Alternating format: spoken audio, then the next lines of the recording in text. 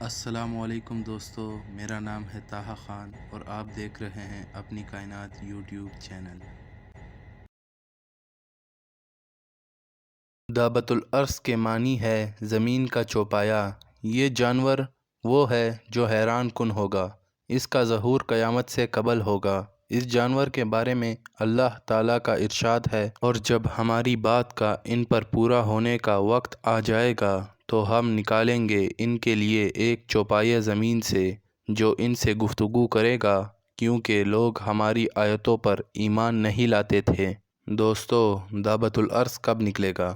آخری زمانے میں، جب فساد بہت زیادہ پھیل جائے گا اور برائیوں کا غلبہ ہوگا اور لوگ ان چیزوں کے عادی ہو جائیں گے اور اچھے اور برے آپس میں مل جائیں گے، مومن اور منافق ایک ہو جائیں گے، بلکہ مسلمان اور کافر ایک ہو جائیں گے، تو اس وقت اللہ تعالیٰ اس چوپائے کو نکلنے کی اجازت دے گا۔ یہ چوپایا کہاں سے نکلے گا؟ کہا گیا ہے کہ یہ جانور مکہ مکرمہ میں صفا کے پہاڑ سے نکلے گا۔ یہ بھی کہا گیا ہے کہ یہ کعبہ کے نیچے سے نکلے گا۔ یہ بھی کہا گیا ہے کہ کسی بھی صحرا سے نکلے گا، لیکن اس جانور کے نکلنے کی جگہ کے بارے میں ایک بھی صحیح اور ثابت شدہ حدیث نہیں ہے۔ اس لیے ہم کہتے ہیں کہ ہم اس جانور کے نکلنے کے بارے میں ایمان رکھتے ہیں، جیسا کہ اللہ تعالیٰ نے اس کے بارے میں خبر دی ہے، مگر یہ نہیں جانتے کہ کہاں سے اس کا خروج ہوگا۔ دابت الارض کس وقت نکلے گا؟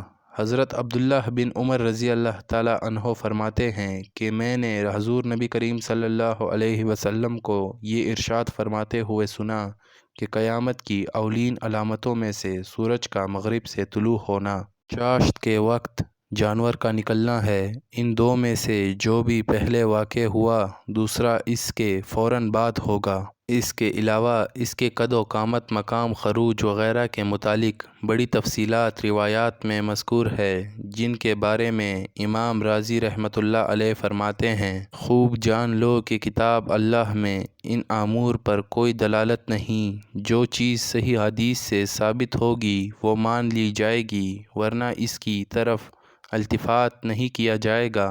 دابت الارض کی انوکھی صفات: یہ ایک ماہر العقول جانور ہوگا۔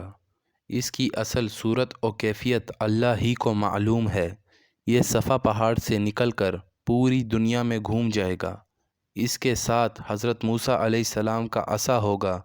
علامہ قرطبی رحمۃ اللہ علیہ نے روایت کے حوالے سے بیان کیا ہے کہ حضرت عیسیٰ علیہ السلام کے وصال کے کافی بعد جب دوبارہ کفر زمین پر پھیلنے لگے گا اور اسلامی تعلیمات کا ترک شروع ہو جائے گا، اس وقت اللہ تعالیٰ اس جانور کو زمین سے نکالے گا، جو لوگوں سے باتیں کرے گا اور مومن کو کافر سے ممتاز کر دے گا، یعنی مومن کی پیشانی پر عصا موسیٰ سے مہر لگائے گا یا خاص نشان بنائے گا۔ دابت الارض کا واقعہ آفتاب کے مغرب سے طلوع ہونے سے پہلے پیش آئے گا۔ جس روز مغرب سے آفتاب نکل کر واپس ہو کر غروب ہوگا، اس کے دوسرے دن صفا پہاڑ جو کہ مکہ مکرمہ میں ہے، زلزلے سے پھٹ جائے گا اور اس میں سے ایک عجیب شکل کا جانور نکلے گا، جس کا چہرہ انسان کی طرح، پاؤں اونٹ جیسے، گردن گھوڑے کے مشابہ، دم گائے کی دم کی طرح، کھر ہرن کے کھروں جیسے، ہاتھ بندروں جیسے اور سینگ 12 سینگے کے سینگوں سے مشابہ ہوں گے۔ وہ بڑی فصاحت سے لوگوں سے گفتگو کرے گا۔ واللہ اعلم۔ دابت الارض کے پاس حضرت موسیٰ علیہ السلام کا عصا اور حضرت سلیمان علیہ السلام کی انگوٹھی ہوگی۔ اس کے ایک ہاتھ میں حضرت موسیٰ علیہ السلام کا عصا اور دوسرے میں حضرت سلیمان علیہ السلام کی انگوٹھی ہوگی۔ وہ اس تیزی سے پھرے گا کہ کوئی اسے پا نہ سکے گا اور نہ کوئی اس سے بچ سکے گا۔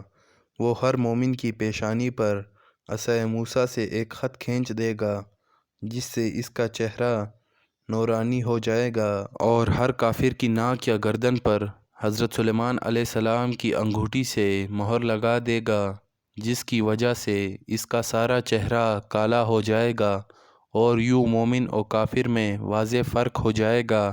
اگر ایک دسترخوان پر بہت سی جماعتیں بیٹھ جائے تو مومن کافر علیحدہ علیحدہ پہچان لیے جائیں گے۔ اس کام سے فارغ ہو کر وہ غائب ہو جائے گا۔ پھر وہ نشان زدہ افراد عام لوگوں میں مل جائیں گے، یہاں تک کہ ایک آدمی اونٹ خریدے گا تو اس سے کہا جائے گا، تم نے یہ اونٹ کس سے خریدا ہے؟ وہ کہے گا، میں نے ایک ایسے آدمی سے خریدا ہے جس کی ناک کا ایک طرف داغدار تھا۔ نشان زدہ کرنے سے مراد آگ سے ڈنک لگانا ہے۔ اس داغ کی کیفیت کیا ہوگی؟ کیا یہ داغ ہمیشہ رہے گا؟ کیا آنے والی نسلوں میں بھی یہ نشان ہوگا؟